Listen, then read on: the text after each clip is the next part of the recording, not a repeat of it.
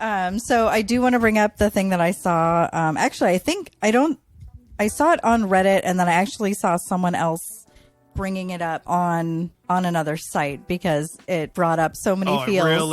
It brought up a lot of feels for a lot of people. The feels, not reals. So pretty much what happened was this guy went on a date with someone. They were having really good conversation. They exchanged all their social medias, and then they went on a date. It went really well. He thought it was going really well. She expressed to him that it was going really well. And this is the guy posting, right? This is a guy posting. Okay. Everything seemed to be perfect. They ended on a good note. He goes home. An hour later, he tries to contact her just to kind of say, hey, I had a really good time. And she blocks him. He goes on her social media. She blocked him on social media. Just sounds familiar. And I was going to ask if you wanted to share your experience, but I didn't want to. No, I'm absolutely open with sharing. Yeah, because it brought up a lot of feelings, and a lot of people have had this happen, and I'm just blown away of how many people have actually had this happen to them. Both men and women have gone on dates, and it seemed like it was more men. And it was more of a date. It didn't go to like second or third base or anything. There wasn't any any hanky-panky going on. I don't think so, but let me look at it. Oh, yeah. So the post goes as followed. This is on Reddit dating from a user named Naxsweet. I think that's their name. Well, as the title says, I got blocked literally an hour after a date. I've been talking to this girl for a bit. She seemed to check all the boxes and things were going well. She was making it clear that she was really into me. Had conversation about communication styles. That's a green flag for me. And talked about how against she is with love bombing, ghosting, hookups, and whatnot. Okay, lots of green flags. Right. Fast forward to yesterday night. We go on a date, and it's evidently clear that she's having a good time, in his mind. At least according to her, she was saying how much of a good time she was having, complimenting me, even engaging in holding hands. Oh, hot Jesus. I bet she showed angle. Oh, I'd love to see some angle. Sure, things might have seemed awkward at times, but she acknowledged that she loved moments of silence and she enjoyed my presence and her time with me. The date ends, we said goodbye. I even jokingly said, don't ghost me. And headed home. He doesn't mention a kiss or anything in there. Okay. So, yeah, no kiss. Yeah. But that's just, that's what stand out to me. Always go for the kiss, guys. I check over my phone and text her 30 minutes later. Unbeknownst to me, I check her Instagram and I'm blocked. Dun, dun, dun. Time to text her on iMessage. My texts weren't going through. And also blocked. Burr, burr, burr. So now I'm confused and hurt.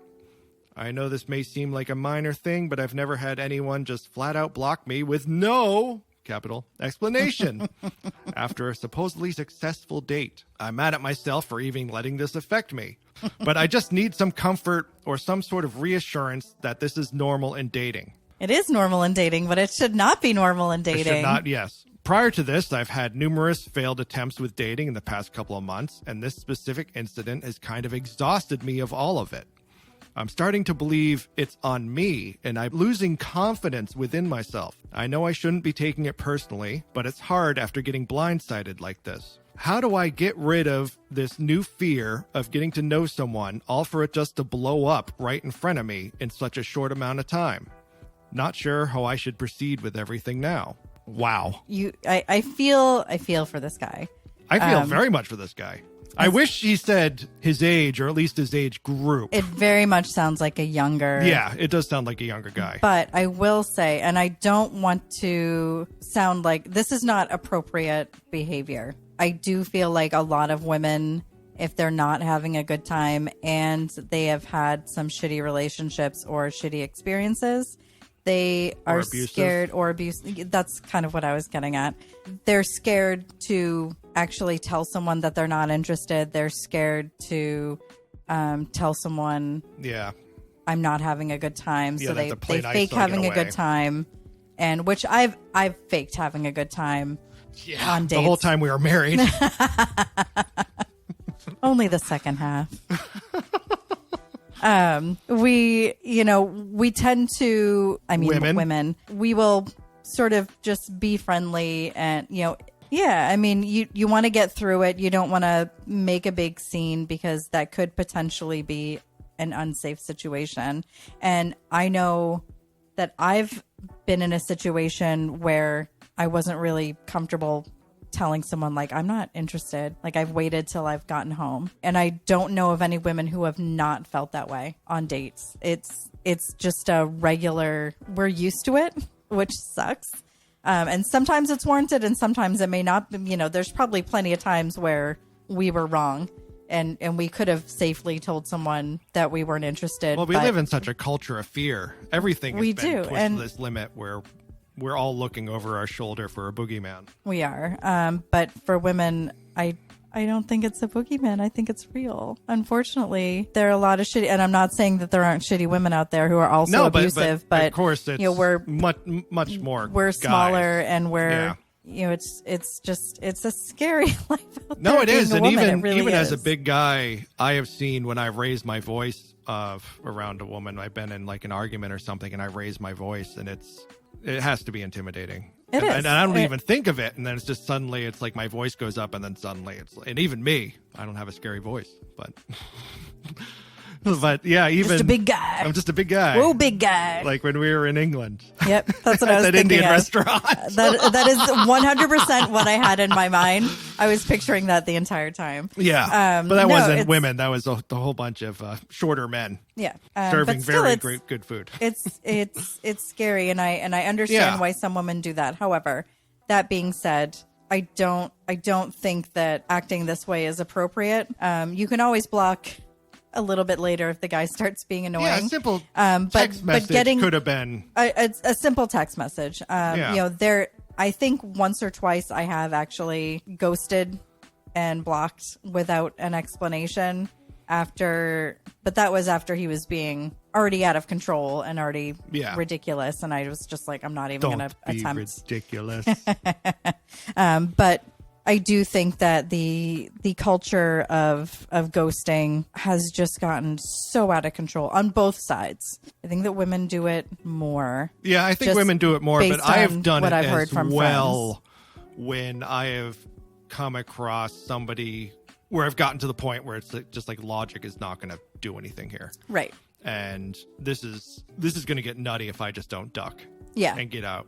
Yeah. There are situations where I don't think it's not appropriate. Yeah. There's always times you got. There's always times where you've got to do it. But I think that people use it because it's so easy. Especially if and you're they in don't like a larger area and stuff like. And you'll never see the You couldn't like again. ghost somebody if you were living out in the boondocks, and it's like you open Tinder and you have 3 people you keep scrolling through the same 3 people.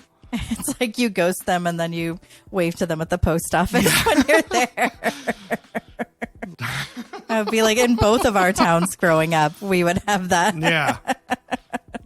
But it is, I hate the culture of it, and I hate that it's another instance of people forgetting how to be uncomfortable and how to manage that. And they don't want to just that little bit of discomfort telling someone, hey, I had a really good time, but there's just no chemistry, which is... I don't know. Maybe she had a dream about the guy. In that dream, we do get freaked out by our dreams. Because that was when I finally heard back from the girl that ghosted me. Yeah. I forgot about. That she had a great time and conversation and everything was great. And we all know what everything means. But she had a dream about me. And something about that dream left her very uncomfortable. I mean, to be fair, the dream world is just giving us information that our subconscious already knows. Yeah, and I'm not I don't blame her for that.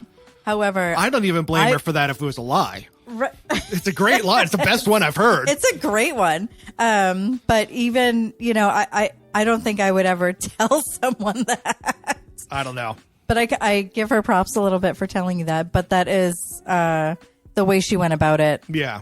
Yeah, it left me in a weird spot for a couple of days. Yeah. she did see me naked, so I'm not too surprised she ran away. I mean, you have a good butt. Did you let her see the butt? She actually commented on that. You have a great butt. I know. I'm rather proud of it. Yeah. All those stuff. Warning. You are listening to the Bestest Exes podcast, the only podcast that features a divorced couple navigating the tumultuous seas of love, dating, and post-marriage life while retaining their best friend status. With a blend of humor and insight, they delve into the quirks of modern romance, from tender escapades to midlife musings. However, please refrain from attempting to emulate their dating acrobatics or relationship antics. Leave it to the pros.